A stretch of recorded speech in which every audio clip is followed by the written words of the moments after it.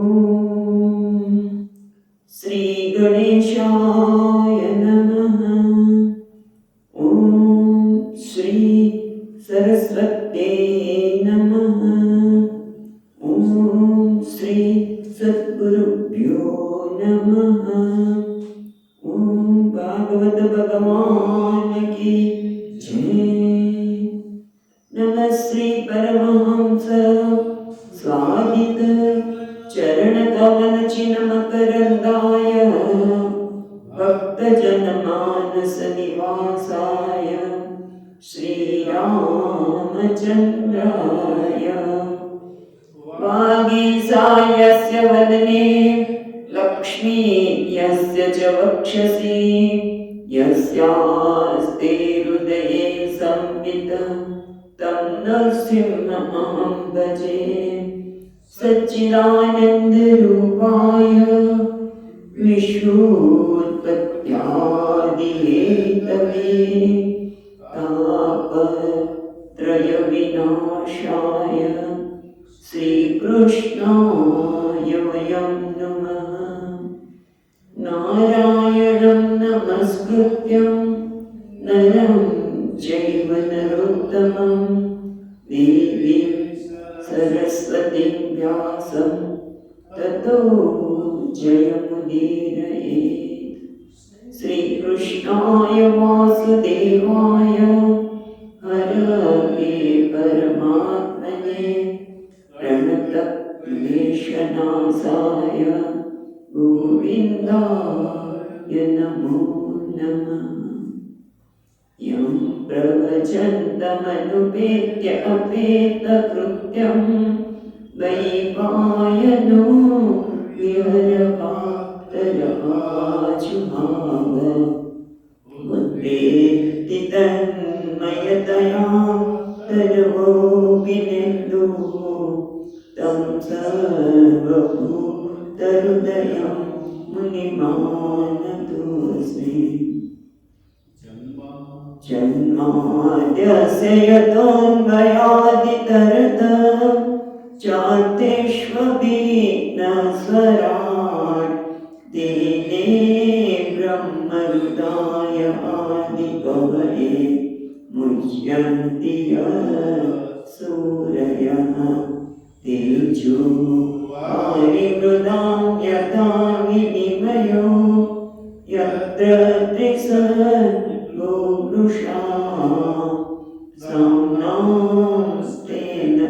ताम्नां स्वेन न्यस्तकुहकं सत्यं परं धीमहि.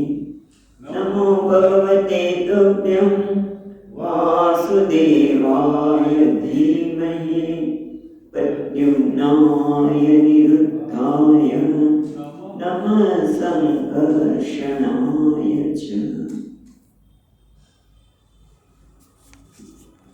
આપણે અત્યારે ત્રીજા સ્કંદનું અધ્યયન કરી રહ્યા છીએ, જેમાં શરૂઆતમાં ઉદ્ધવજી અને વિદુરજીનું મિલન વૃંદાવનના કિનારે યમુના કિનારે થયું.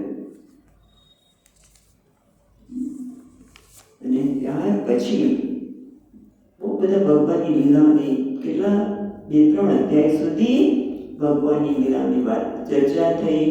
અને ઉદ્ધવજી કે મને ભગવાને તત્વનું જ્ઞાન આપ્યું એ વાત કરી. ત્યારે વિદુરજીએ કહ્યું કે પછી તત્વનું જ્ઞાન મને પણ આપો ને. તો કે ના, ભગવાને આ દેહ પોતાના કર્મ સમાપ્ત કરી દેહને છોડતા પહેલા એમણે મૈત્રેય મુનિને કહ્યું હતું તમે મૈત્રેય મુનિ તમને જ્ઞાન આપશે અને તમે મૈત્રેય મુનિની આરાધના કરો. અને એટલા માટે તમે મૈત્રેય મુનિ પાસે જાઓ. અને એ વખતે પરીક્ષિત રાજા પૂછે છે કે જ્યારે ભગવાને યદુવંશનો નાશ કર્યો તો ઉદ્ધવજી તો યદુવંશી જ હતા, તો એમનો કેમ નાશ ન થયો? બધાનો સાથે એમનો થઈ જવો જતો ને. તો એના એટલા માટે કે ઉદ્ધવજીને તત્વનું જ્ઞાન પણ આપ્યું, કારણ કે એ અધિકારી હતા. એ વિષયોના વિકાર વડે વિશ્વને જોઈને એમાં વિકાર થતો નહીં, એટલે કે એ વૈરાગી હતા, વિષયોથી પ્રભાવિત થતા નહોતા, વિશ્વના પ્રભાવમાં એ આવતા નહોતા. અને આપણે ખબર છે કે ઉદ્ધવજી તો નાના હતા ને ત્યારથી જ રમતમાં પણ ભગવાનને નમસ્કાર કરી, ભગવાનનું ધ્યાન કરવું, પૂજા કરવી, એ જ એમનું કામ હતું. એટલે ઉદ્ધવજી ખરેખર અધિકારી હતા. ભગવાન તો એમ કહે છે તું મારા જેવું જ છે, મને તું અહીંયા રહે પૃથ્વી ઉપર અને મારા તત્વનું જ્ઞાન બધાને આપજે. એટલે આ તો કોને ઉદ્ધવજીના સંદર્ભમાં પ્રશ્ન પરીક્ષિત રાજાએ પૂછ્યો, એનો જવાબ આપે છે સુખદેવજી કે એમને એટલા માટે એમનો બધાનો જ્યારે યદુવંશનો નાશ થયો ત્યારે એમનો એટલા માટે નાશ નહોતો થયો કે એ ખરેખર અધિકારી હતા અને ભગવાન ઈચ્છતા હતા કે એ પૃથ્વી પર હજી રહે. બાકી એમને તો જરાય ઈચ્છા નથી. 11મા સ્કંદમાં આવે છે કે ઉદ્ધવજીને મારે તો રહેવું નથી તમારા વગર. ભગવાન કે તમે અહીંયા રહો. જે હનુમાનજી મહારાજને પણ રામચંદ્રજીએ અહીંયા રહેવાનું કહ્યું, એમ અહીંયા ઉદ્ધવજીને પણ કહ્યું.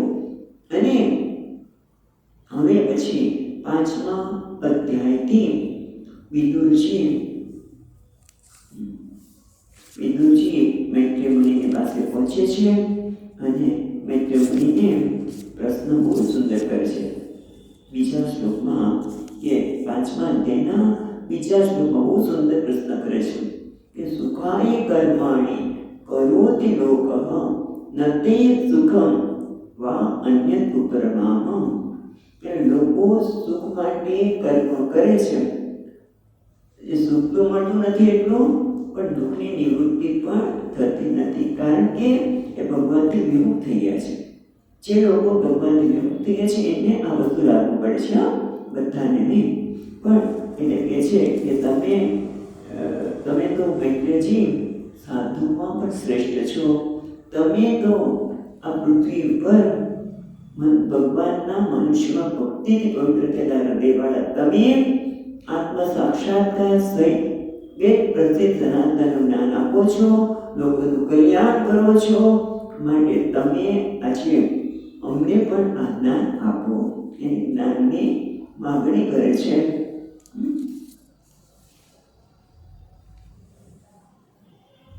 અને પછી એમને પ્રશ્ન કરે છે વિદુરજી ભગવાનના સંદર્ભમાં કે મેં વ્યાસીના મુખે તો વારંવાર ત્રણેય વર્ણો અને શૂદ્રના વર્ણનની ધર્મો સાંભળ્યા છે, પણ એ બધામાં શ્રી કૃષ્ણ પ્રથાનો પ્રવાહ રૂપી અમૃત નથી. એટલે તમે મને સૃષ્ટિની પ્રક્રિયા પૂછે છે, પણ એ પ્રક્રિયા પાછળ પણ રહેલું છે શું? ભગવાન શ્રી કૃષ્ણની કથા, એનો અમૃત પ્રવાહ. અને જે મને શ્રવણથી પણ તૃપ્તિ પ્રાપ્ત થઈ નથી ને બધા સુખો તુચ્છ લાગે છે. એ કૃષ્ણ કથા મને કહો, કારણ કે કૃષ્ણ કથા કેવી છે? સંસાર દાયીની ગૃહાસક્તિમાંથી નાશ કરશે. જેમ જેમ કથા સાંભળતા જઈએ એમ આપણી આસક્તિ દૂર થાય. કઈ આસક્તિ? ગૃહાસક્તિ. જગતમાં રહેલી આસક્તિ સહજ રીતે દૂર થાય છે. એ સરળ નથી, પણ ભગવાનની કથા આપણને સરળ કરી દે છે. અને પછી ખૂબ સુંદર પ્રાર્થના કરે છે કે હરિકથા એ ખરેખર જે લોકો વિમુખ છે એવા લોકો માટે ખેદ વ્યક્ત કરે છે. કોણ? મૈત્રેયજી, કે જે હરિકથા જેને આનંદ પામતા નથી એના માટે ખેદ પણ પ્રગટ કરે છે કે હરિકથા વિમુખ લોકો માટે એવા જે શોક કરવા યોગ્ય છે, અજ્ઞાનીઓ છે માટે અધિક શોચનીય છે. અને આ પછી આ બધું વિદુરજી મહારાજ કહે છે કે તમે અમને આ જ્ઞાન પ્રદાન કરો. અને ત્યારે એમની પ્રાર્થના હતી. મૈત્રેય મુનિ આ બધું 5મા અધ્યાયમાં આવી રહ્યું છે. અને ત્યારે મૈત્રેય મુનિ એમને કહે છે કે વાહ, તમે જે પ્રશ્ન પૂછ્યો છે એ યોગ્ય પ્રશ્ન છે, અને તમે તો ખરેખર કેવા છો? પ્રજામાં સંયમ રાખનાર તમે યમરાજા જ હતા. છતાં ગુરુજનમાં માંડવ્ય મુનિના શ્રાપથી તમારે આ પ્રકારે દાસી પુત્ર રૂપે જન્મ દેવો પડે. તમે આમાં પ્રશ્ન કરો એ યોગ્ય છે. પેલા એના પ્રશ્નની એમણે પ્રશંસા કરી અને પછી ભગવાનને આ સૃષ્ટિનું સર્જન કેવી રીતે કરવું, સૃષ્ટિ સ્થિતિ અને લય એ ભગવાનની લીલા છે. એ છે કે તમે અમને સૃષ્ટિની ભગવાનની લીલા કહો તો આપણે એમ થાય કે આ સૃષ્ટિ પ્રક્રિયામાં શું છે, પણ એ પણ ભગવાનની લીલા છે. કે ભગવાનની લીલાની અમને વાત કરો. અને પછી ભગવાને એવી રીતે આ પહેલા તો બ્રહ્માજીનું સર્જન કર્યું એની થોડી વાત કરે છે અને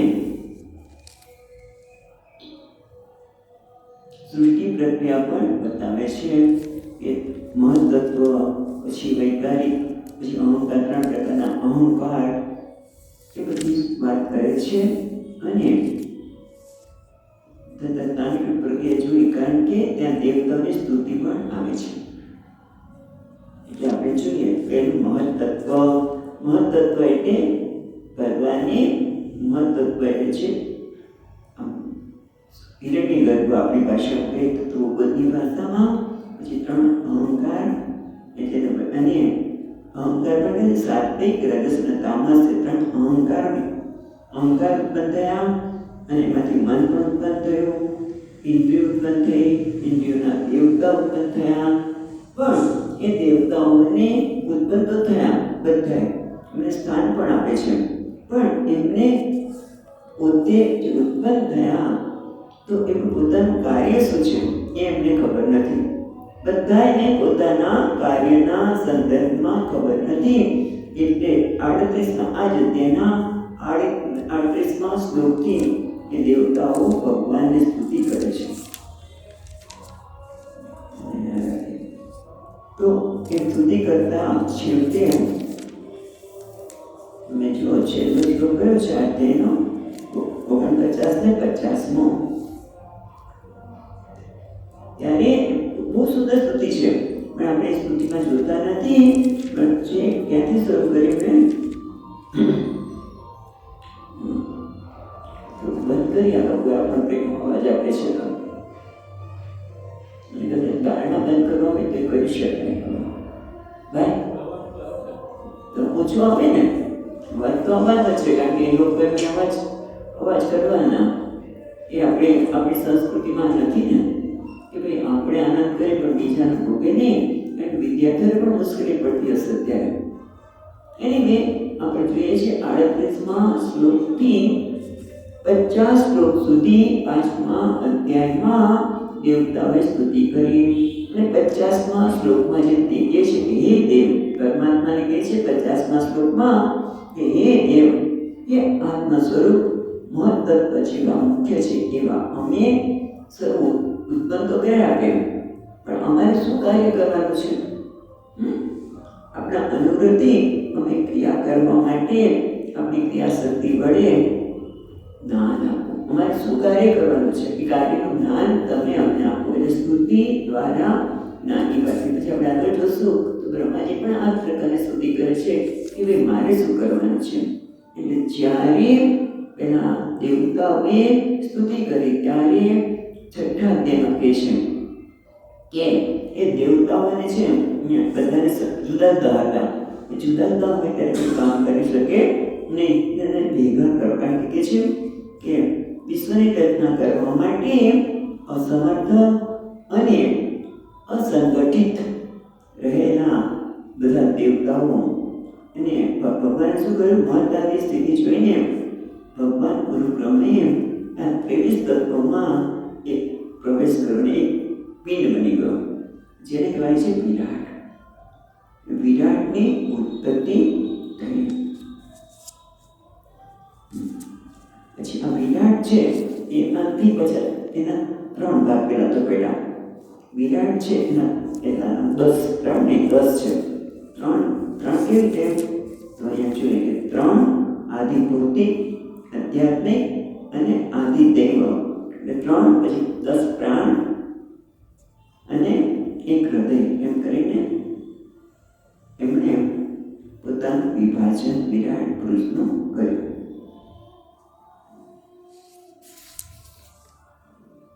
પછી અંતર પ્રકાર છે, આપણે નથી જોતા 10 પ્રાણના કયા પ્રકાર છે વગેરે. અને એ સિવાય પણ લાંબી સ્ટોરી બધી પ્રક્રિયાઓ છે કે પછી દરેકને અશ્વિની કુમારે કાનમાં પ્રવેશ કર્યો, કષ્ટાય આદિત્ય એમણે આંખમાં પ્રવેશ કર્યો, એ બધાની વાત કર્યા પછી જો ફરી એકવાર પેલું તો બધા દેવતાઓ પોતાના કાર્ય કરવા માટે અસમર્થ છે અને એમને શું કાર્ય કરવું એ પણ ખબર નથી. એટલે ભગવાને પહેલામાં પ્રવેશ કર્યો, એમને ચેતનવંતા કર્યા અને પછી એમને જુદા જુદા સ્થાન આપ્યા કે તમે અશ્વિની કુમારને કહ્યું તમે કાનમાં જઈને અશ્વિની કુમારને એનું સ્થાન કાનમાં નથી, ઘ્રાણેન્દ્રિયમાં અશ્વિની કુમારને જવાનું કહ્યું. પછી બે નેત્રમાં આદિત્યને જવાનું કહ્યું. કષ્ટાને જુદા જુદા સ્થાનમાં જુદા જુદા દેવતાઓને સ્થાન આપ્યું. અને પછી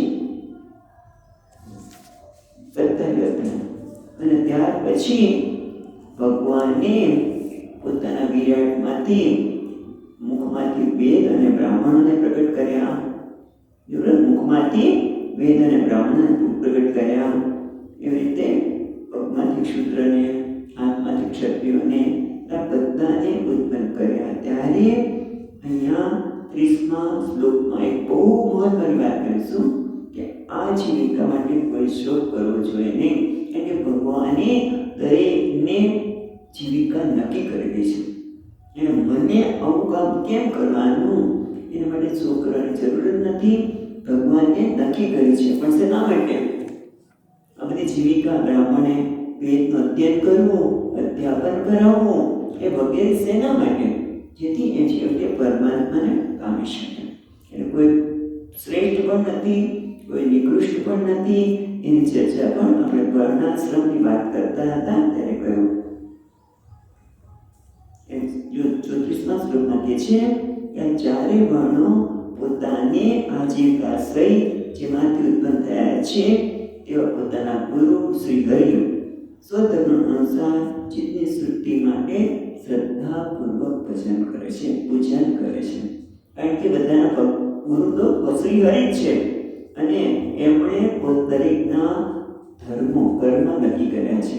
અને એ શેના માટે? ચિત્ત શુદ્ધિ માટે. ખ્યાલ આવે છે? પછી કયું કર્મ શ્રેષ્ઠ? બધા કર્મ શ્રેષ્ઠ છે. કારણ કે જે કર્મ માનામાં ચિત્તની શુદ્ધિ કરાવી આપે એ શ્રેષ્ઠ કર્મ છે. અને એટલા માટે એમણે 4 વર્ણની વ્યવસ્થા કરી. અને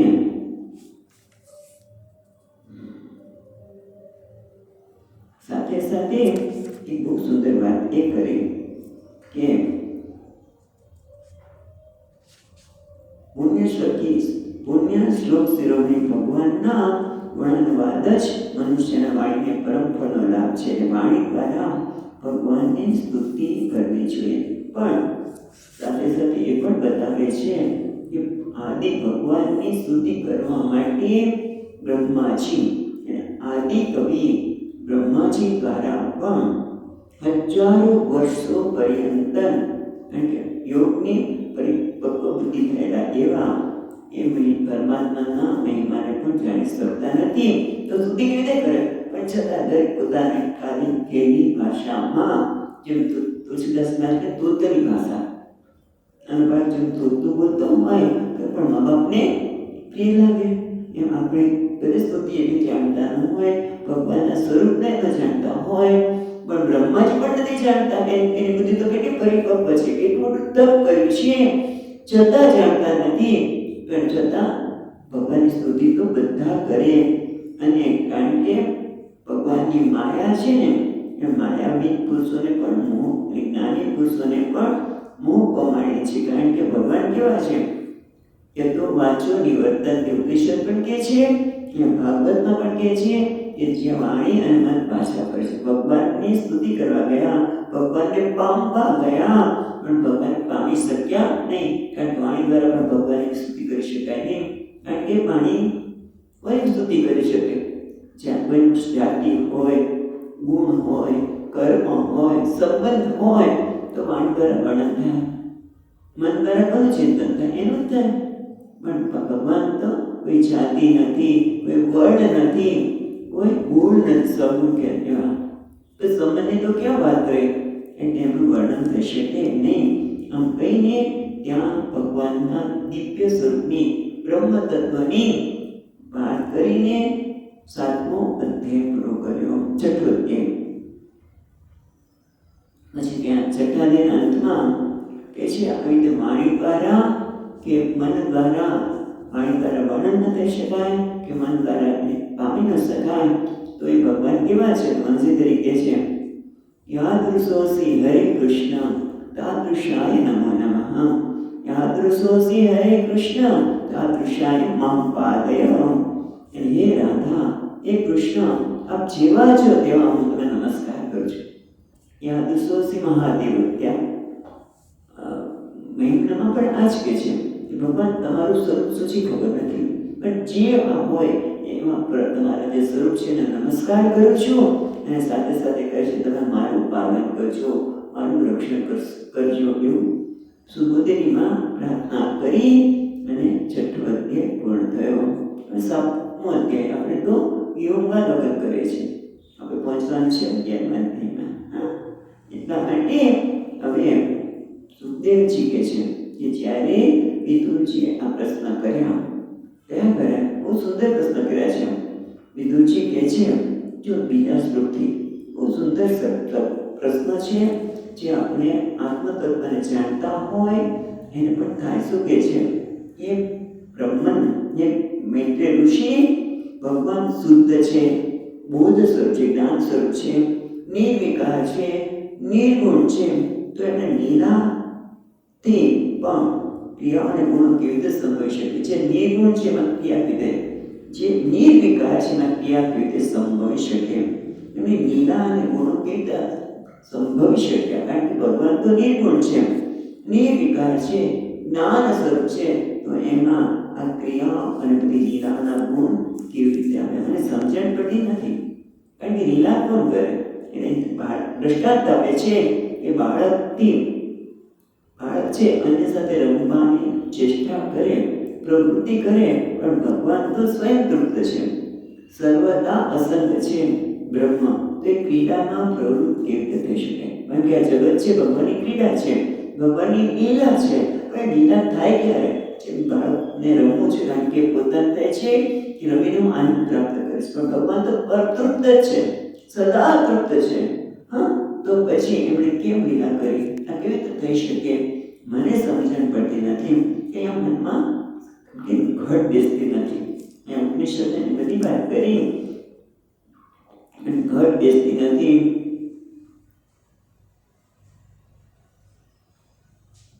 અને પછી કહે છે કે એવું કહેવામાં આવે છે કે ભગવાન પોતાની ગુણમય માયાથી આ વિશ્વનું સર્જન કરે છે, વિશ્વનું પાલન કરે છે, તથા વિશ્વમાં તિરોહિત થાય છે. એ તો બરોબર છે, પણ આ બધું હજી સમજાતું નથી. કારણ કે માયાની વાત કરજો તમે. જો ભગવાન જ બધું થઈ ગયું હોય તો જીવ પણ ખરેખર તો ભગવાન જ છે. તો પછી એને કેમ એ જીવ પણ કેવી રીતે પ્રાપ્ત કરે? જીવ પણ પ્રાપ્ત કેવી રીતે કર્યું? તો કે અવિદ્યાના લીધે.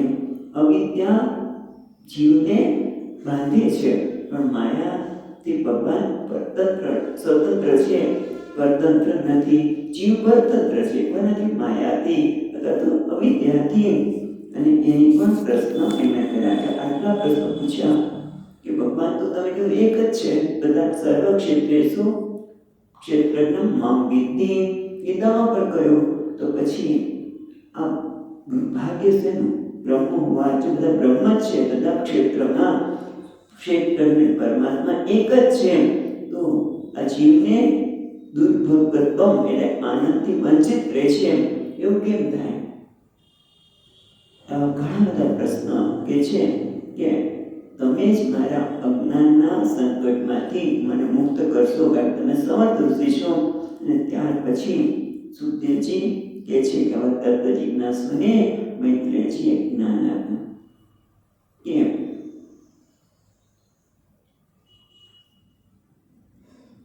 ખરેખર તો ભગવાન કેવા છે? એક શ્લોક વાંચીશું, પછી આગળ જઈશું. તો 9મા શ્લોકમાં 7મા અધ્યાયનો 9મા શ્લોકમાં શું કહે છે મૈત્રેય મુનિ? કે તમે પ્રશ્ન પૂછ્યા સાચી વાત છે, કારણ કે આમ વિચાર કરીએ, તર્ક કરીએ, બુદ્ધિથી તો કંઈ સમજાય એવું નથી. એક બાજુ કોઈ પરમાત્મા સ્વતંત્ર છે, જે આત્મતૃપ્ત છે, પોતાનામાં જ તૃપ્ત છે, તો પછી નિર્ગુણ છે, નિર્વિકાર છે, તો પછી આ નિરાકાર કરવાનું કારણ શું? મને એ સમજાતું નથી. અને મહત્વ તો આ જ છે. પછી બીજા બધા પ્રશ્નો પણ સાથે લઈને છે કે ભગવાન એક જ છે, સર્વ ક્ષેત્રમાં એક જ ક્ષેત્રજ્ઞ છે, તો આ દુઃખી તો લોકો થાય છે, દુર્ભાગ્ય માણસને અનુભવાય છે. તે શા માટે?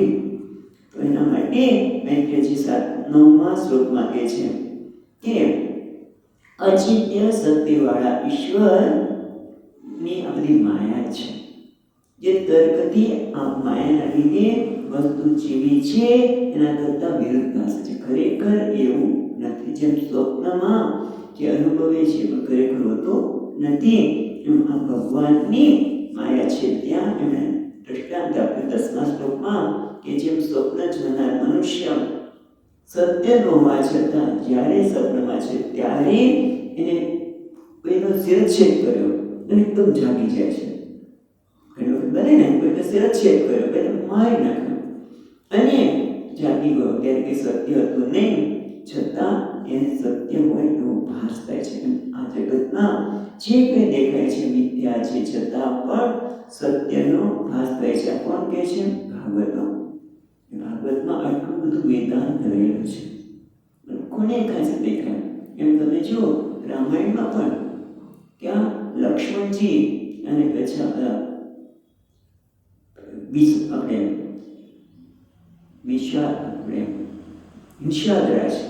નિષાદરાજ અને લક્ષ્મણજી વચ્ચે જ્યારે ભગવાન સૂતા છે ત્યારે નિષાદ કહે છે, ઓહો, જે એટલા સમર્થ છે એના જે પથારીમાં, નીચે પથારીમાં સૂતા, પાંદડાની પથારીમાં, અને સીતાજી પણ કોઈ સામાન્ય નથી. એ તો એના પિતા જનક રાજા છે, સસુર છે તો દશરથ પણ કોઈ સામાન્ય નથી, અને પતિ જો રામજી છે, અને છતાં આમને કેટલું દુઃખ અનુભવ પડે છે. ત્યારે પણ લક્ષ્મણજી નિષાદરાજને આ સ્વપ્નનો દ્રષ્ટાંત આપે છે કે ખરેખર તમને લાગે છે કે દુઃખ ભોગવે છે, ખરેખર કોઈ ભોગવતું જ નથી. એની વાત કરી. અહીંયા એ જ વાત કરે છે કે જીવને ભ્રાંતિ થાય છે અને એના કારણે અંતઃકરણ, દેહ, ઇન્દ્રિયો વગેરેમાં સુખ દુઃખાદી ધર્મનો અભ્યાસ પોતાના ઉપર કરે છે. જ્યારે ભગવાનને આવી મિથ્યા ભ્રાંતિ થતી નથી, એટલે એ હંમેશા આનંદ રૂપમાં સ્વતંત્ર રહે છે. જ્યારે જીવ એને અભ્યાસથી પોતાનામાં એ આરોપ કરે છે. બહુ સુંદર બધી વાત કરી. અને પછી કેવી રીતે ખબર પડે? તો નિવૃત્તિ ધર્મનો આધાર કરો. એટલે 12મા શ્લોકમાં કે આ પ્રશ્ન તમે બધા વાત કરી, પણ એ જ્ઞાન વાત કરી એનું નિરાકરણ એક જ છે કે માયાના લીધે જે નથી એ સત્ય ભાષે છે. પેલા કહી દીધું, પણ એ સમજાય ક્યારે? માયાના લીધે નથી તે ભાષે છે, પણ એ સમજાય કેવી રીતે? કે જ્યારે માણસ અધિકારી બને ત્યારે. એ અધિકારી બનવા માટે શું કરવું જોઈએ? તો કે શાસ્ત્ર અનુસાર, શાસ્ત્રની આજ્ઞાને અનુસાર પરિત્યાગ કરવો છે. પછી વસ્તુનો વિધાન કર્યો છે ત્યાગ, પરિત્યાગ, ત્યાગ અને એકાંતવાસ, તીર્થવાસ, શ્રી કૃષ્ણનું ચિંતન, એવા દયા, સંતોષ, બધા ગુણોનું પાલન કરે તો અંતમાં શુદ્ધ થાય. તો સાચા જે શાસ્ત્ર કહે છે કે આ બધું જે સત્ય ભાસી રહ્યું છે એ સ્વપ્ન જેવું છે. સ્વપ્નમાં શિરચ્છેદ થયો પણ શિરચ્છેદ સાચો નથી, પણ એ સરળ નથી. એના માટે ખૂબ આ બધા ધર્મનું પાલન કરીએ તો ધીમે ધીમે આ બધા જ આપણા ગુણો દૂર થાય. નિરંતર શ્રવણાદિથી ભગવાનની કૃપા વિના આ પ્રાપ્ત થતું નથી. એટલે ભગવત ભક્તિ અંતિમ સાધન છે. એટલે ભગવાનની ભક્તિ ગીતામાં પણ કહ્યું છે, ભક્ત્યામમ વિજાનંતિ. ભગવાનની ભક્તિ એ અંતિમ સાધન છે. ભગવાનની ભક્તિથી જ આપણું હૃદય શુદ્ધ થાય છે અને ધીમે ધીમે આ બધા દોષ છે એ દૂર થાય છે અને મન શાંત થાય છે. ભગવાનના ગુણાનુવાદનું શ્રવણ જ મનુષ્યના જીવનમાં સમસ્ત ક્લેશને નાશ કરે છે. આવી વાત થયા પછી બીજું કે પૂછે, સાચી વાત છે, મારા બધા સંશયો છેદાઈ ગયા છે અને તમારી કૃપાથી હું જરૂર તમે જે જ્ઞાન હમણાં આપ્યું એ જ્ઞાનમાં હું જરૂર સ્થિત થઈશ. પણ હજી થોડા પ્રશ્નો બાકી છે ના. એટલા માટે એ છે કે આ પ્રતીત થતું જે સત્ય નથી છતાં સત્ય પાસે છે, એમાં એને સત્ય પાસે છે એમાંથી પણ જરૂર બહાર નીકળી શકીશ. ક્યારે? આપણા ચરણની સેવાથી. એ ગુરુની ભક્તિ પણ અહીંયા બતાવવામાં આવી કે ગુરુની ભક્તિ અનિવાર્ય છે, તો જ આ સંસાર સાગરને કરી શકાય. અને મહાત્માની સેવા પણ ખૂબ દુર્લભ છે, જે મને આજે આપની સેવા કરવાનું ભાગ્ય મળે છે. કોણ કે છે? વિદુરજી મૈત્રેય મુનિને. અને ત્યાર પછી પાછા થોડીક આ બધા બ્રહ્માજીના માનસ પુત્રો, પૌત્ર, દૌહિત્ર એવા બધી થોડી વાતો કરે છે.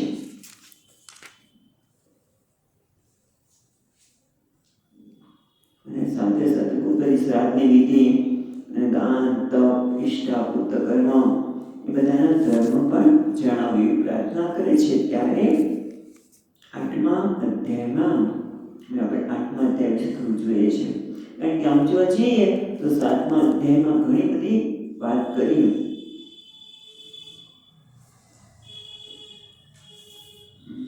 એ આપણે થોડું વાંચી લેજો, યાદ કરી લેજો. હવે આપણે 8મા અધ્યાયમાં મૈત્રેય મુનિના સત્સંગથી મૈત્રેય મુનિજી કહે છે કે તમે ખરેખર આ વંશજમાં, કયા વંશજ છે? પુરુ રાજા વંશમાં તમે સજ્જન છો અને એટલે તમને ભગવાન છે, અદ્વિત ભગવાન છે એની આવા નવી ભગવાનના કર્મોની એની કીર્તિને સાંભળવાનું ગમે છે. અને ત્યાર પછી આના માટે મેં પૂછ્યું કે શરૂઆત યાદ હોય તો જ્યારે મૈત્રેય મુનિને મળે છે ત્યારે એ પૂછે છે કે લોકો કર્મ તો સુખ માટે કરે છે અને સુખ તો એટલું નથી મળતું કે દુઃખની નિવૃત્તિ પણ નથી થતી. એના સંદર્ભમાં બીજા શ્લોકમાં કહે છે, 9મા 8મા અધ્યાયનો બીજો શ્લોક, તુચ્છ સુખ માટે મહાન દુઃખને ભોગવતા મનુષ્યોનું દુઃખ નિવારણ પહોંચે. ભાગવત પુરાણની કથા છે અને એ કથા કોને કહીએ? આ પરંપરા, આ ભાગવત જે આપણે અત્યારે સાંભળીએ છીએ એ કોઈ સામાન્ય નથી. એના એક વક્તા અને શ્રોતા બધા જ મહાન છે. અને એ વાત અહીંયા આપણને કહે છે કે શું? કે એના પરંપરા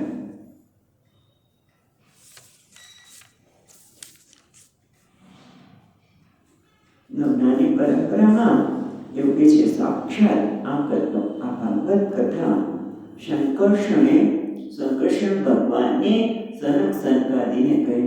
અને સંકર્ષણ ભગવાન ક્યાં છે? પાતાળ લોકમાં. કેવા લાગે છે? સુંદર ચર્ચા ત્યાં કરી હતી. અને સનક સનકાદિ પણ નંદાકીની સાથે નીચે ઉતરતા અહીંયા પાતાળ લોકમાં શંકર્ષણ ભગવાન પાસે આવ્યા અને શંકર્ષણ ભગવાનની પણ સુંદર વર્ણન કર્યું કે પદ્માકાર ચોકીમાં બેઠા છે વગેરે. અને એ શંકર્ષણ ભગવાનને સનકાદિને આજ્ઞાન આપ્યું અને સનકાદિએ આજ્ઞાન કોણ આપ્યું? સાંખ્ય મુનિ. સાંખ્ય મુનિ એ કેવા છે? પરમહંસમાં શ્રેષ્ઠ. સાંખ્ય મુનિ એ પરમહંસમાં શ્રેષ્ઠ છે. એમણે આજ્ઞા આપી શંકર્ષણ મુનિએ. શંકર્ષણ ભગવાન પછી સનકાદિ જે ભગવાન બ્રહ્માજીના માનસ પુત્ર છે એને આ ભાગવતનું જ્ઞાન પ્રાપ્ત થયું. અને એ ભાગવતનું જ્ઞાન હવે કોને આપ્યું? એમણે સાંખ્ય મુનિ. સાંખ્ય મુનિને. અને સાંખ્ય મુનિએ કોને આપ્યું? તો પરાશર મુનિને અને બૃહસ્પતિજીને. પરાશર મુનિને મૈત્ર મુનિને આપ્યું. પણ એ પહેલા એક સુંદર કથા યાદ કરી દઈએ. પરાશર મુનિએ એમના પિતા શક્તિ, આપણે બોલતા શક્તિ ચ પરાશરણ ચ, વશિષ્ઠ, શક્તિ અને પછી પરાશરજી. તો એ પરાશર મુનિના પિતા શક્તિને એક રાક્ષસ હતો, કલ્પપાદ રાક્ષસ, એ ખાઈ ગયો. એટલે ગુસ્સો આવ્યો, મારા પિતાને રાક્ષસે મારી નાખ્યો. રાક્ષસ સત્ર બધા રાક્ષસનો હોમ કરતા હતા. એને વશિષ્ઠ મુનિએ ના પાડી એના દાદાએ કે તમે આ કાર્ય કર્યા છો બરોબર નથી. એટલે એને હોમ બંધ કર્યો. દાદાએ કહ્યું એટલે કરવું જ પડે. એને બંધ કર્યો ત્યારે રાક્ષસોના જે બધા જે પુલસ્ય મુનિ પેલા વંશજ એમને ખુશ થઈ ગયા અને પરાશર મુનિને આશીર્વાદ આપ્યા, વરદાન આપ્યું કે તમે આ પુરાણ કથાના સારામાં સારા વક્તા થશો. એ પરાશર મુનિએ જ્ઞાન મૈત્રેય મુનિને આપ્યું. અને અત્યારે મૈત્રેય મુનિ કોને આપે છે? વિદુરજીને. તો બધા જો તો બહુ મહાન છે. પહેલા પરંપરાની આ વાત કરી અને ત્યાર પછી એમણે આગળ વાત કરી કે ભગવાન શેષયા ઉપર સૂતેલા છે. અને કેવી રીતે સૂતેલા છે? એકલા. અને એકલા કેમ સૂતા છે? કોઈ છે એની માટે? તો ના, પોતાના સ્વરૂપ આનંદમાં, સ્વરૂપાનંદમાં. જેમને સ્વરૂપાનંદ, સુંદર શબ્દ ગુજરાતી કહેવાય છે ઉત્સવ. સ્વરૂપાનંદ અવસર જેના માટે ઉત્સવ છે, એમાં ભગવાન ઉન્મેષ નિમિષન ક્રિયા વગર આંખો ખાલી બંધ કરે છે. આપણે જેમ સૂતા નથી એ માટે કહે છે યોગ નિદ્રામાં ભગવાન બોલેલા છે. અને એ વખતે જે લાકડામાં અગ્નિ શક્તિ છે એમ એમની અંદર કાળની શક્તિ પણ છે. અને કાળ શક્તિ દ્વારા એ શું કરે છે? નવમાં આપણે અત્યારે આઠમા અધ્યાય જઈ રહ્યા છો. પેલા આઠમા અધ્યાયમાં પેલા જ્ઞાનની પરંપરા કરી અને ત્યાર પછી પરાશર મુનિએ આ જ્ઞાન કોને આપ્યું? મૈત્રેય મુનિને. અને ત્યાર પછી એમાંથી આગળ કહે છે કે ભગવાન સૂતા છે પોતાના સ્વરૂપાનંદમાં, યોગાનંદમાં. પણ પછી જીવનના કર્મોની પ્રાગટ્ય થયું ત્યારે એમના નાભિક કમળમાંથી બ્રહ્માજીની ઉત્પત્તિ થઈ. બ્રહ્માજી કેવું ક્યાં છે? બધી બાજુ જોયું. જેમ જેમ જોતા જાય ને મુખ બનતા ગયા, ચાર મુખવાળા બ્રહ્માજી બન્યા. અને પછી એમણે શું કર્યું કે બ્રહ્માજીને અહંકાર છે એટલે એ વિચાર કરે છે કે આ જળમાંથી કમળ ક્યાંથી આવ્યું, તેની સાથે કંઈક મૂળ તો હોવું જોઈએ, એવું વિચારે છે. પણ કંઈક મળ્યું નહીં. પણ પછી નાળમાં પણ ગયા, કમળની નાળમાં, અને ખૂબ વર્ષો ગયા પણ કશું જ મળ્યું નહીં. ત્યાર પછી એમને સાંભળ્યું કે તપ કર. એટલે 3 ચાતુર્માસ એટલે કે 100 વર્ષ સુધી એ કાળ જે છે એને બાળક જે કાળ છે એમાં એને પ્રયત્ન કર્યો. પણ પછી કહે છે કે વિદુરજી કાળ અંધકારમાં પોતાના ઉત્પત્તિના કારણે શોધતા અત્યંત લાંબો સમય જતો રહ્યો. જે કાળમાં અજન્મા પ્રભુ સુદર્શન હોવાથી શરીર ધારીને ભય ઉપજાવતો આયુષ્યને પણ હરી લે છે. પણ પછી એમને સાંભળ્યું કે તપ કર. એટલે બ્રહ્માજીએ તપ કર્યું અને એમને ભગવાનના દિવ્ય દર્શન થયા. એ વાત આપણે જોઈએ છે.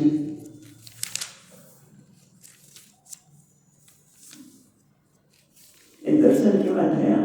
એનું પછી પાછું સુંદર વર્ણન. બ્રહ્માજીએ ભગવાનના જે દિવ્ય દર્શન જોયા અને બધું આખી સૃષ્ટિનું વર્ણન આવી જાય છે. એમાં આ સૃષ્ટિ જોઈને પહેરી અને ભગવાને તુલસીદળની અને પુષ્પની નામની માળા પહેરે છે, જે વનમાલા કહેવાય. એ બધું જ એમને ભગવાનના દર્શન ભક્તિ જોડે લાંબુ આખા 8મા અધ્યાય સુધી 33 શ્લોકમાં ભગવાનનું દૈવ્ય દર્શન થયું. અને પછી તમે જો 33મા શ્લોકમાં કે ભગવાનનું દર્શન તો કર્યું, પણ એમણે પ્રાર્થના કરી. કઈ પ્રાર્થના કરી? 8મા અધ્યાયના 33મા શ્લોકમાં એમણે પ્રાર્થના કરી કે હે ભગવાન, રજોગુણથી બ્રહ્માજીમાં રજોગુણ છે, એ સૃષ્ટિની નિર્માણની ઈચ્છા કરતા સૃષ્ટિ રચના કરવા માટે જે જ્ઞાન જોઈએ મારી પાસે નથી. અને સાથે સાથે એમણે એવું પણ પ્રાર્થના કરી કે ભગવાન, સૃષ્ટિનું સર્જન કરવું પણ તો બંધાઈ છું નહીં. હું સૃષ્ટિનું સર્જન કરવું એ કર્મમાં હું બંધાઈ ન જાઉં. મને તમારી માયા લાગે નહીં. કારણ કે તમે જોયું કે કોઈ પણ નાનકડું કર્મ પણ કરીએ ને માણસ, તો હું કરું છું અને થાકી જાય, બંધાઈ જાય. એને પહેલાં તો કીધું તમે મને કામ તો કર્યું છે, પણ હું એમાં બંધાઈ ન જાઉં. એના માટે જો 9મા અધ્યાયના પ્રારંભમાં જ બ્રહ્માજી સ્તુતિ કરે છે. કેટલી લાંબી સ્તુતિ કરે છે.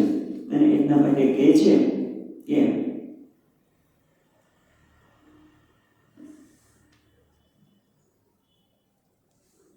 ભગવાનની સ્તુતિના ભગવાનનું સુંદર વર્ણન કરે છે, પણ એક જગ્યાએ બધું જરૂર કે છે. શ્લોક પણ જોઈએ.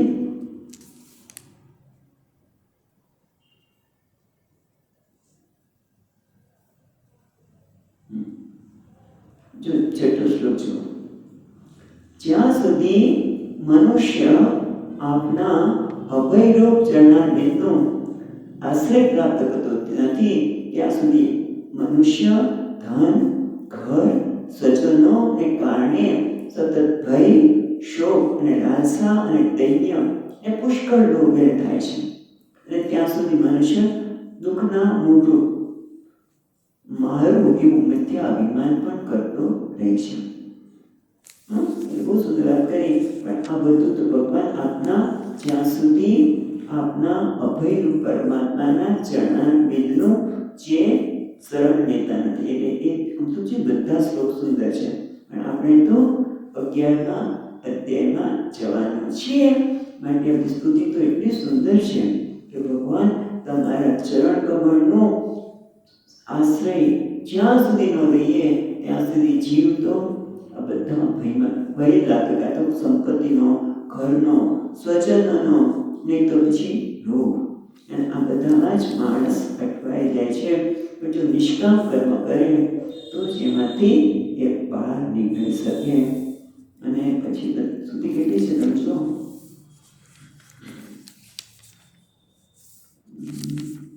ત્યાંથી શરૂ કરી 25 શ્લોક સુધી એ પોતે સ્તુતિ કરે છે. પછી મૈત્રી મુનિ કહે છે, આમ સ્તુતિ કરતા કરતા કંઈ ભગવાને એને કોઈ દર્શન આપ્યા, કંઈ કહ્યું જ નહીં. એ મૈત્રી મુનિ 26મા શ્લોકમાં કહે છે કે આ પ્રમાણે તપ, વિદ્યા અને સમાધિ દ્વારા પોતાના ઉપસ્થિતા ભગવાનના દર્શન કરીને મન અને વાણીથી જ્યાં સુધી પહોંચ્યા ત્યાં સુધી કરી પછી બ્રહ્માજી થાકી ગયા, એ ચૂપ થઈ ગયા, વિરમ્યા. એ પછી ભગવાન પ્રગટ થયા. જ્યાં સુધી બોલ કર્યું અર્જુને પણ પછી કે હવે તો કંઈ બોલવાનું તુષ્ટિમ ભગવાન એસે ગયો આત્માથી. પછી ભગવાન કીધું, શિષ્ય સ્તેનમ સાધિમામ તમ પ્રપન્નમ, તમારી શરણે આવ્યો છું, હવે તમે મારું શ્રેષ્ઠ થાય એ કહો. અને પછી શાંતિથી બેસી ગયો. સંજય કહે છે એ ભગવાને ઉપદેશ આપ્યો, અશોચ્યાન અને શોચસ્ત્વમ. એ રીતે અહીંયા પણ બ્રહ્માજી થાકી ગયા, એટલે શાંતિથી બેસી ગયા. એટલે ભગવાન પોતે હવે ખેદને દૂર કરવા માટે કહે છે કે તમે જો 29મા શ્લોકમાં ભગવાન કહે છે કે વેદોનો સંચાર કરનાર હે બ્રહ્માજી, તમે શિથિલ ન બનો. તમે સૃષ્ટિનો સર્જન કરવાનો ઉદ્યમ ચાલુ રાખો. કારણ કે આમ તો મેં આ સૃષ્ટિનું સર્જન કરી દીધું છે, પણ હજી તમારે તપની જરૂર છે. તમે ત્યારે તપ કરશો ત્યારે આખી સૃષ્ટિ એક રચના કરી બધું તમને સ્પષ્ટ રીતે દેખાશે. અને બીજું કે તમને બીજું એવું કહ્યું ને, મને હું સર્જન તો કરું પણ મારામાં કહેવાય ને મોહ વ્યાપ્ત ન થાય, મોહ ન થાય. એટલે ભગવાન કહે છે કે સર્વત્ર તમે મારું દર્શન કરી મોહ તમને દૂર કરશે. માટે તમે હવે તપ કરો, તમે મારી માયા તમને વ્યાપશે નહીં. અને આમ કહીને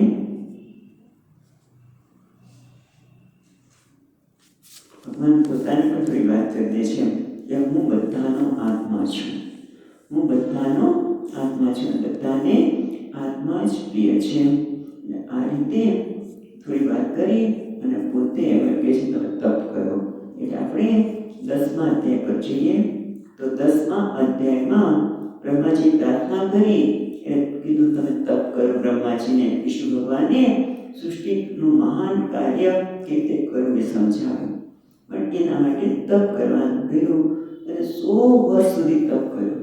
અને તપના પ્રભાવથી બ્રહ્માજીના હૃદયમાં સૃષ્ટિની ઉત્પત્તિનું કાર્ય કેવી રીતે કરવું એનું ચિત્ર આખું સ્પષ્ટ થઈ ગયું.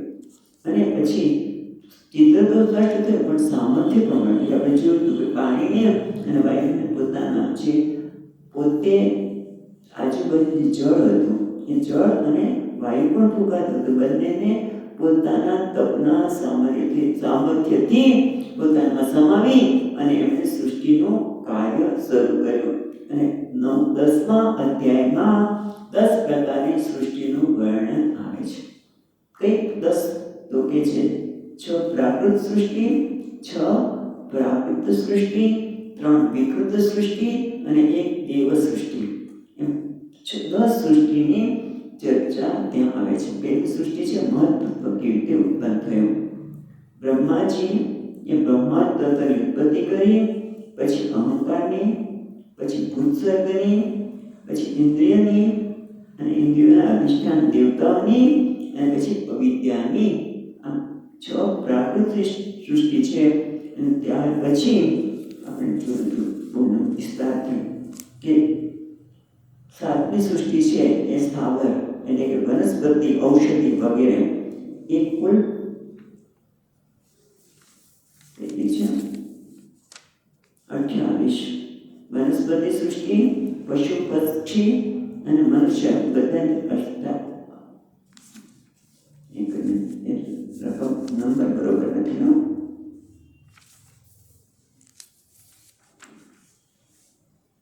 વિકૃત સૃષ્ટિ 13મા શ્લોક પછી શરૂ થાય છે.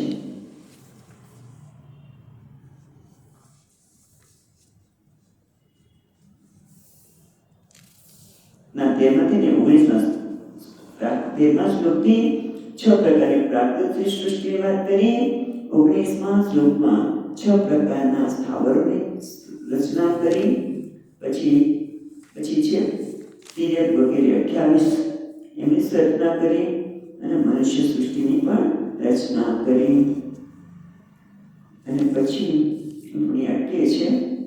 અને આ રીતે એમણે સૃષ્ટિની 10મી છે એ કઈ છે તો કે બ્રહ્માજીએ રચિત 10 પ્રકારની સૃષ્ટિ દેવતા, પિતૃઓ, અસુરો, ગંધર્વો, અપ્સરા, સિદ્ધો, યક્ષો, રાક્ષસો, ચારણ, ભૂત, પ્રેત બધું જ નિત્યાધર, કિન્નર એ વગેરે દેવ સર્ગના 8 પ્રકાર છે. દેવ સૃષ્ટિ પણ આમ આવી જાય.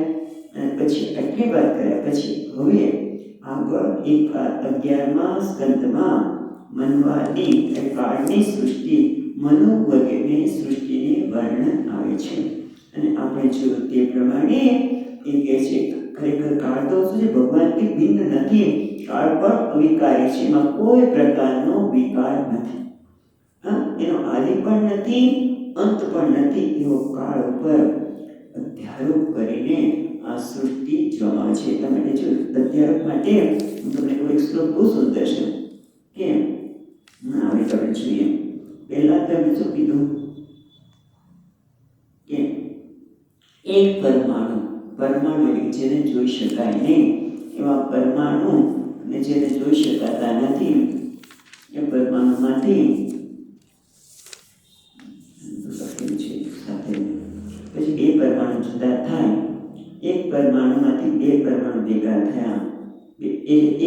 તો 2 પરમાણુ છે, 1 અણુ, પછી 1 અણુ, એક અણુ છે 3 અણુ ભેગા થાય તે ત્રિશ્રેણુ કહેવાય. ત્રિશ્રેણુ કોણ? એટલે આપણે વાત કરી હતી કે જાળીમાંથી જ્યારે સૂર્યનો પ્રકાશ આવે ત્યારે જીવનના રજકણો, પહેલાના વખતમાં જાળીમાંથી પ્રકાશ આવે ત્યારે જીવનના રજકણો નીકળતા, એમ એટલું પસાર કરે ત્યારે ત્રિશ્રેણુ કહેવાય. અને 3 ત્રિશ્રેણુ ભેગા થાય એટલે ત્રુટિ, 3 ત્રુટિ, પછી ત્રુટિમાંથી કાળનો વેધનો 100 ભાગ છે. ત્રુટિ એટલે કાળનો 100મો ભાગ છે. અને 3 ત્રુટિ ભેગી થાય તે વેધ, અને પછી 3 વેદથી 1 લવ થાય. આપણે જોયું હતું. અને પછી 3 નિમેષ આપણે વેદ, પછી 3 લવનો 1 નિમેષ, 3 નિમેષમાંથી 1 ક્ષણ, પછી 5 ક્ષણની 1 કાષ્ઠા તો લખેલું છે, જોઈએ છીએ. અને 15 કાષ્ઠા એટલે લહુ. લહુ એટલે કે નાડી. 15 લહુ એટલે નાડી અથવા તો ઘડી. એ ઘડી માટે આપણે જોયું હતું કે કેવી રીતે ઘડી નિર્ણય કરાય, તો કે 24 તોલાનું તાંબાના વાસણમાં સોનાની સલાકાથી કાણું પાડવામાં આવે. ચાલો, સોનાની સલાકાથી. ચાંદી પડીએ તો મોટું કાણું થાય, એટલા માટે સોનાની સલાકાથી કાણું પડી અને પછી જે પાણી ભરાય ત્યારે એક ઘડી કહેવાય. એક ચર્ચા ત્યાં થઈ હતી. અને પછી એવી રીતે દિવસ અને મનુષ્ય, દિવસ અને રાત્રિ, એક ઘડીમાંથી પ્રહર આપણે બાકી રહ્યું ને, 7 ઘડી એટલે 1 પ્રહર. ઘડી માટે આપણે પાત્રથી નક્કી કરીએ છીએ, અને ત્યાર પછી 7 કે 8 ઘડી કરીએ 1 પ્રહર. અને 1 પ્રહર એટલે 1 દિવસ અને રાત્રિ બને છે. રાતનો ચોથો પ્રહરનો ભાગ છે. પ્રહર દિવસ અને રાત્રિનો ચોથો ભાગ છે. એટલે અહીંયા કહે છે રાત્રિ કે દિવસ ત્યારે ઘટે કે પ્રહરના 6 ઘડીઓ વધે ત્યારે. પ્રહર એટલે શું? 6 ઘડીઓનો 1 પ્રહર. એવા કેટલા પ્રહર? સવારના 4 પ્રહર, અને સાંજના 4, પછી સંધ્યા, એ બધાને લીધા. અને પછી એ પ્રહરમાંથી દિવસ, રાત્રિ, પછી પક્ષ, અઠવાડિયું, પછી શુક્લ પક્ષ, કૃષ્ણ પક્ષ, એની પણ ચર્ચા કરી. અને પછી 6 માસનું અયન, અને પછી ઋતુઓ, બધી ચર્ચા આપણે બધીની ખબર છે. પછી ગ્રહ, નક્ષત્રો, તારા, એની પણ વાત કરી કે 12 રાશિ છે અને કેટલા નક્ષત્રો છે? 27 નક્ષત્રો. ગ્રહો કેટલા છે? 9. આ બધીની વાત કરી. અને એ ગણતરી 2 રીતે થાય છે, સૂર્યના આધારે અને ચંદ્રના આધારે. એ પણ બધી વાત આપણે કહી ચૂક્યા છીએ. હવે આપણે 22 શ્લોક સુધી અહીંયા પહોંચ્યા હતા. તો આપણે 16મા શ્લોકથી જરા વિસ્તારથી જોઈએ. 16મા શ્લોકથી વિસ્તારથી જોઈએ છે, બરાબર. 11મા સ્કંદના 16મા શ્લોકથી વિસ્તારથી જોઈએ કે આ બધાનું સર્જન કરે છે અને પ્રકાશિત કરનાર કોણ છે? તો સૂર્યનારાયણ. સૂર્યનારાયણની કૃપાથી જે બધું થઈ રહ્યું છે, આ કાળની ઘટનાની બધું જે છે એ સૂર્યનારાયણને આધારે છે. જે આપણે પર કૃપા કરે છે એ સૂર્યનારાયણની પૂજા કરવી છે. અને એટલા માટે સંક્રાંતિ ઉપર ખાસ પૂજા કરવામાં આવે છે. હવે જો 16મા શ્લોકમાં વિદુરજી પ્રશ્ન કરે છે કે પિતૃઓ, દેવો અને મનુષ્યો બધાનું આયુષ્ય 100 વર્ષનું છે, પણ દરેકની માપણી જુદી જુદી છે. વધુમાં વધુ આયુષ્યનું માપ કહેવામાં આવ્યું છે, બરાબર. પણ એ આયુષ્યનું જે માપ કયું છે એમાં 100 વર્ષનું આયુષ્ય મનુષ્ય ભોગવી શકતો નથી. કેમ? એના કર્મોના લીધે એ આયુષ્ય કપાઈ જાય છે. હવે કે છે અને આયુષ્ય તો કીધું છે, પણ આપ તો કેવા છો? ધીર પુરુષ છો, યોગમાં સિદ્ધિ પામેલા છે. તમને બધું સ્પષ્ટ રીતે આ કાળની ગતિ બધી દેખાય છે, સ્પષ્ટ તમે જોઈ શકો છો. માટે તમે મને એના સંદર્ભમાં કહો. એટલે 18મા શ્લોકમાં કહે છે મિત્ર મને કે કૃત, ત્રેતા, દ્વાપર અને કળયુગ એમ 4 યુગ. અને 4 યુગમાં કૃતે પૂરું થાય, અને ત્રેતા, કૃતે એટલે સત્યુગ, એ પૂરો થાય અને ત્રેતાયુગ શરૂ થાય. એને કહેવાય સાંધ્યકાળ. એટલે એને કહેવાય યુગ. યુગાદિ, યુગની શરૂઆત, યુગની શરૂઆત અને યુગનો અંત, એ બંને સંધ્યાકાળને પણ આ લોકો ગણતરીમાં લે છે. સંધ્યાકાળનો એકમ છે 400 વર્ષ. એને પછી એને ગણતરી કરી કે સત્યુગના 4000 વર્ષ અને સંધ્યાનો શરૂઆત જે સત્યુગ છે એનો સંધ્યાનો છે પૂરો થવાનો છે એ 400 વર્ષ અને ત્રેતાના 400 છે 800. એટલે કેટલા થાય? 4800 વર્ષ સત્યુગના થાય. એટલે પછી ગણતરી કરવામાં આવી કે ત્રેતા પછી સત્યુગ પછી ત્રેતા પછી દ્વાપર અને કળિયુગ, એ બધાની ગણતરી કરતા આપણે જોયું તો બહુ મોટી ગણતરી છે. અમે જોઈએ, યાદ કરીએ. અને સાથે સાથે આપણે એ પણ જોયું હતું કે દરેક યુગમાં ભગવાન કેવી રીતે પ્રસન્ન થાય છે. તો આ ચોપડીમાં નથી આપ્યું ગુજરાતીમાં, પણ અહીંયા ટીકામાંથી આપણે જોયું હતું કે સતયુગમાં ભગવાન વિષ્ણુ ભગવાનના ધ્યાનથી આપણે પ્રાપ્તિ થઈ ભગવાનની, ત્રેતામાં યજ્ઞ કરવાથી, દ્વાપરમાં સેવાથી અને કળિયુગમાં હરિકીર્તનથી ભગવાનની પ્રાપ્તિ થાય છે. અહીંયા સુધી આપણે જોયું છે, બરાબર. અને દરેક યુગમાં એક પાદનું જે કે ચતુષ્પાદ એ 4 ચરણો વાળો, ત્રેતા છે 4 ચરણ વાળો છે, પછી એક ચરણ ક્ષીણ થતો જાય છે. ત્રેતા પછી સત્યુગ 4 ચરણ વાળો, ત્રેતા 3, દ્વાપર 2 અને કળિયુગ 1 ચરણ પર રહેલો છે. પણ એમાં શું છે? ધર્મનો ક્ષય વગેરેનું સ્વરૂપ વૈરાગ્ય માટે નથી કરતા, પણ ધર્મ કેમ ઘટવા માંગે છે? કેમ એક ચરણ કેમ ઘટે છે? કારણ કે વૈરાગ્યનો ભાવ છે અને તપ, શૌચ, દયા, સત્ય. આમ તો 4 ચરણ તો કયા છે? તો કે તપ, શૌચ ભાગવતમાં હશે. હા, કે તપ, શૌચ, દયા આવી ગયું છે. કે તપ, શૌચ ક્યારે? જ્યારે પરીક્ષિત કળિયુગ છે એમની ગાયને મારે છે, બળદને, ત્યારે કહે છે કે એક પગ કેમ છે? તો કે 4 ચરણ એટલે કયા? તો કે ધર્મના 4 ચરણ એટલે તપ, શૌચ, દયા અને સત્ય. એ ધીમે ધીમે દૃઢ થાય છે. અહીંયા સુધી જોયા પછી હવે આપણે 22મા શ્લોકમાં પહોંચ્યા હતા. ત્યાં એક શ્લોક વાંચી લઈએ. 22મા શ્લોક. આ બધી ચર્ચા આપણે કીધું છીએ કાળના સંદર્ભમાં કહે છે. કાળની અને સૃષ્ટિની પ્રક્રિયાથી ફરી એકવાર યાદ રાખીએ કે કાળની પ્રક્રિયાથી પણ કઈ પ્રક્રિયા છે? ભગવાનની લીલા છે. આ ભગવાન લીલા કરે છે. અને આ જ અધ્યાયમાં જોઈ લો, ત્યાં કહે છે કે માણસ આ સત્ય છે એવી ભ્રાંતિ માને છે. ખરેખર કાળમાં કોઈ વિકાર છે જ નહીં, છતાં સમજવા માટે, વ્યવહાર માટે આ બધી કાળની ગણતરી કરવામાં આવે છે. અને 22મો શ્લોક જોઈએ. ત્રૈલોક્યમ યુગ સહસ્રમ બહિરા બ્રહ્મણો દિનમ તાવત દેવ નિશાતાત યન્નિમિગતિ વિશ્વસુખ.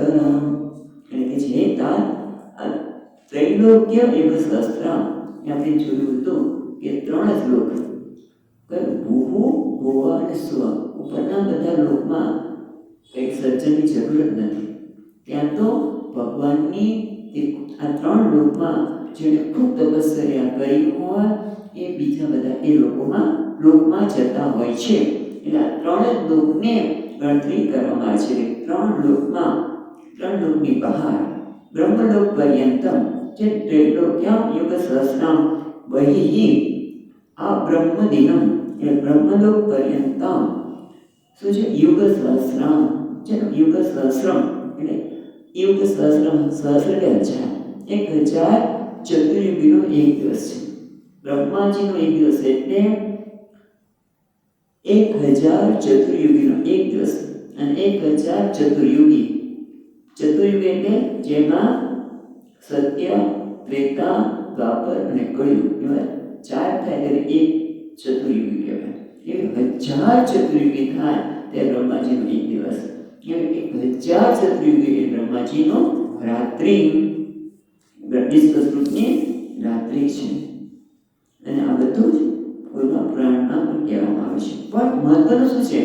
તાવત એવા વિશાળ તાત એ ભાઈ એ તાત આ જે ચતુર્યુગી છે ને, 1000 ચતુર્યુગી બ્રહ્માજીનો એક દિવસ છે અને રાત્રિ છે ત્યારે સૂઈ નથી જતા.